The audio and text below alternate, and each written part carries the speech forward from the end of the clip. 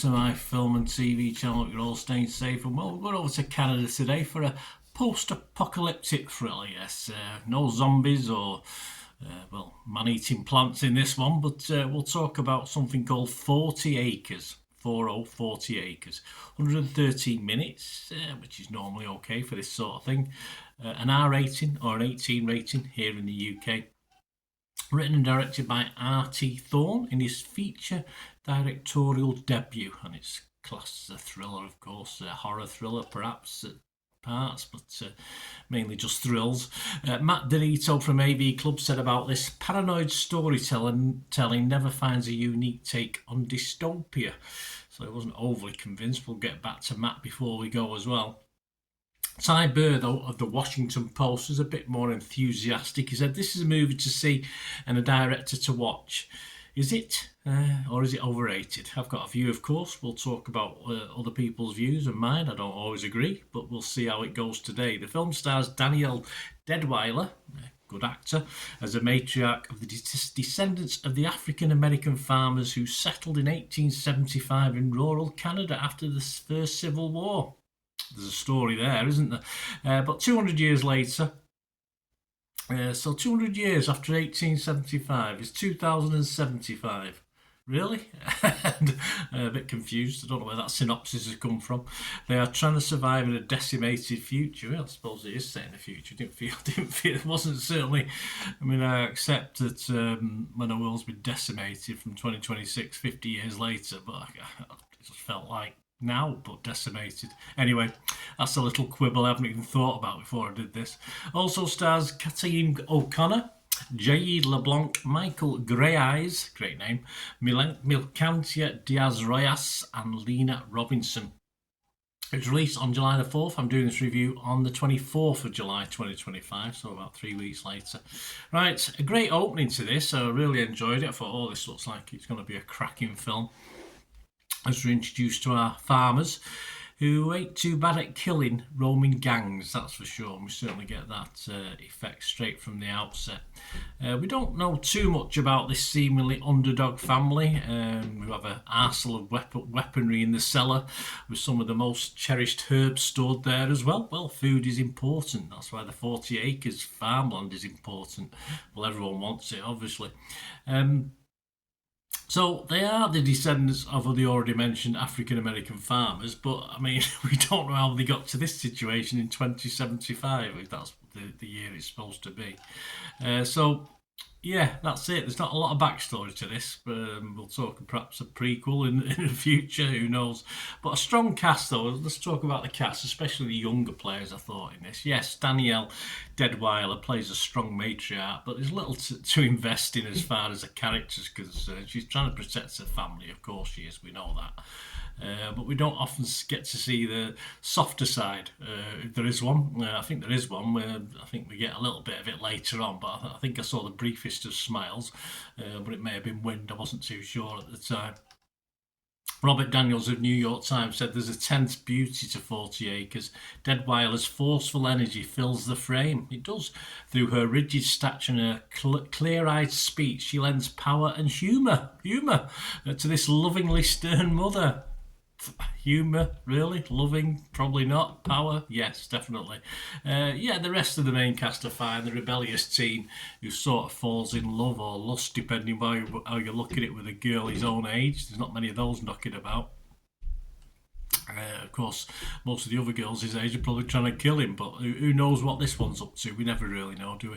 And of course, the role's played by Kathleen O'Connor, and he and his crush, Milcantia Diaz-Royas character, at least had a little softness to proceedings, a little interest, a little bit of a potential twist, etc. in that side of it as well.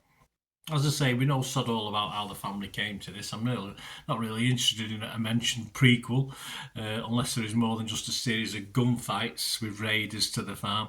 There are allies to this little group, supposedly an organisation somewhere also called the Union, trying to hold a ragtag of groups together. But we find out very little about the wider world outside of this 40 acres.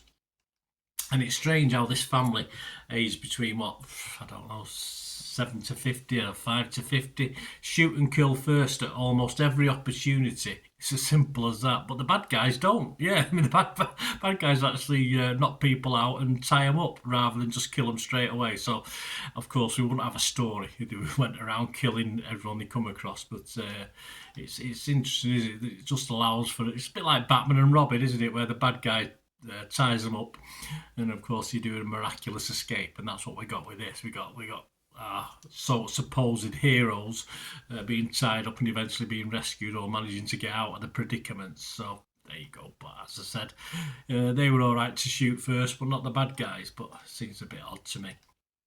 It's not a bad film. There just isn't that much to it as far as story is concerned. My sort of interest waned after that initial first 10 or 15 minutes setup. Sometimes post-apocalyptic worlds need a monster or a few thousand monsters, human or creature, doesn't matter.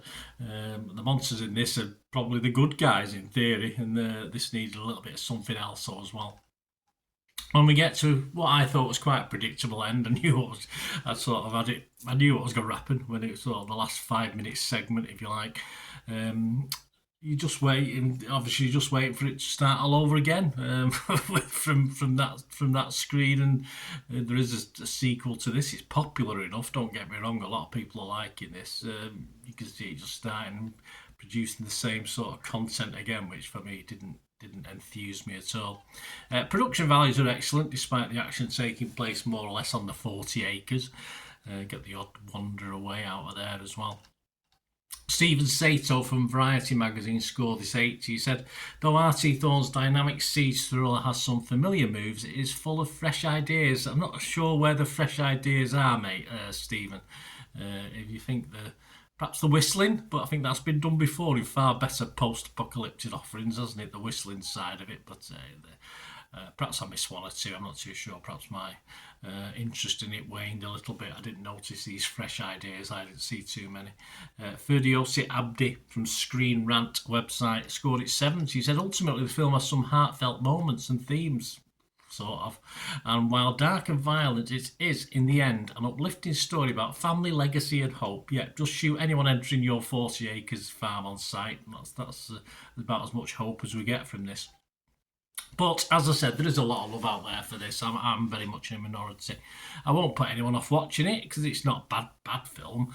I just wanted to care more and invest more in the characters. I just wanted a better story. This is just routine action thriller about basically gunfights and defending your territory once all said and done.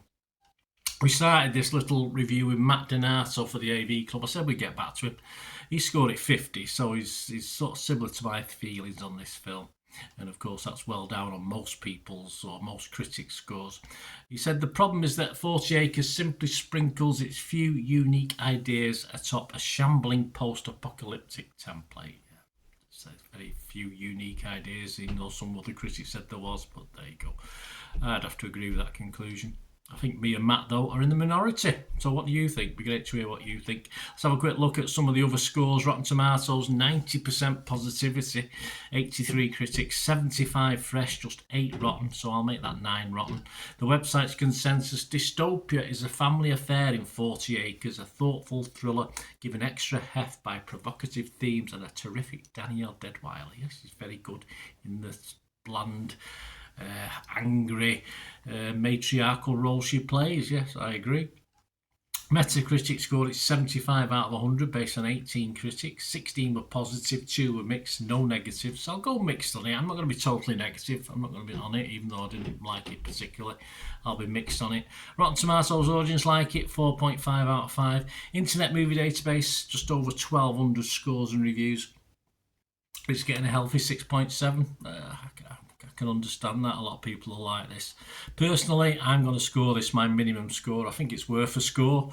It's not one I could hardly recommend, but based on the fact most people are liking it, you might like it as well. But I'm going to give this a 5 out of 10. It was okay. It was fine. I just wanted a little bit more once I'd seen all the hype about it. I was just a little bit disappointed. Anyway, there you go, guys. Hope you enjoyed the content today. If you do, all you have to do is smash those buttons for me. And of course, if you want to help support the channel or follow me through my various socials, there are ways of doing that, and all I ever ask is to find out is just to keep watching and listening. Again, hope you enjoyed the feature, guys. Thanks for watching. Please, if you did enjoy the content, please give us a thumbs up, and if you've not already done so, press that subscribe button. If you've not already subscribed, that'd be wonderful. It's free to subscribe, absolutely free. Also, check out my social media links if you want to follow me on TikTok, Instagram, X, Facebook. They'll all be in the description below. And my special thanks to supporters of the channel, yes, Piat6505, who have an eBay shop selling film and TV memorabilia, including posters, books, magazines. There'll be a link again in the comments section. And if you're into your football, don't forget my football stuff on Manchester City for general football fans, but mainly City fans, of course. Or if you know someone who might enjoy that, give them a kick in my direction. I'll be very, very grateful. And as ever, guys, comments on this feature is wonderful. Anything to do with film and TV is always very, very welcome. It's great to talk film and TV. I thank you guys for your support. Stay safe, everyone.